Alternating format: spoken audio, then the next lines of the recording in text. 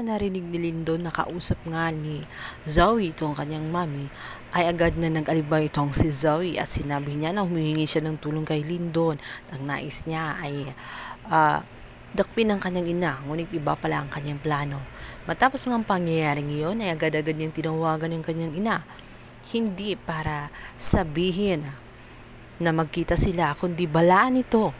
Dahil sa nalaman na nga ni Lindon na tinutulungan at nag-uusap pa rin sila, ay binala na ang kanyang ina at sinabihan na maiging umalis na siya ng Japan nang hindi nila matuklasan ang kinaroroonan niya. Samantala, ramdam ni Lindon na itong si Zoe ay magsisinungaling lamang sa kanya at hindi magsasabi ng katotohanan dahil alam niyang kakampihan niya ang kanyang ina at hindi niya ito ipapahamak.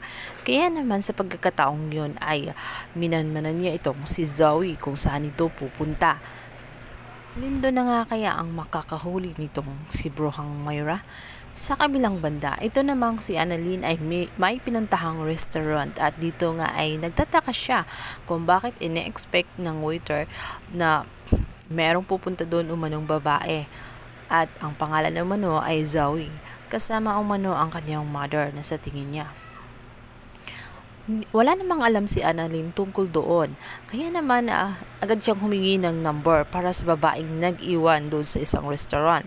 Ayun ay walang iba nga kundi itong si Moira dahil magtatagpo sana sila nitong si Zoe.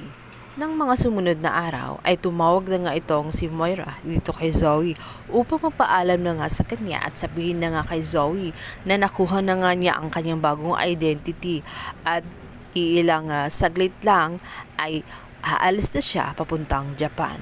Kaya naman nalungkot ang kanyang anak na si Zoe at sinabihan niya ito na kung hindi ba daw siya makikipagtagpo rito kahit sa huling sandali na lamang. O naman talagang plano itong si Moira na makipagkita dito kay Zoe sa huling sandali at meron nga silang pinareserve na restaurant para sa kanilang dalawa lamang. At ito namang si Annalyn agad na kinausap nga itong si Lindon tungkol sa kanyang natuklasan na ito nga si Zoe ay may kinakatagpo at sa tingin umano ng waiter ay tela mother kaya nagduda siya na maaring si Moira nga ang kasama ni Zoe. Kaya naman nagpapatuloy siya dito kay Doc Lindon dahil na rin sa walang tiwala nga itong si Doc Lindon kay Zoe. Agad na nga nilang tinungo ang restaurant kung saan dapat magtatagpo ang mag-ina. Sila na nga kaya ang pag-asa para tuluyang mahuli ang mag-ina.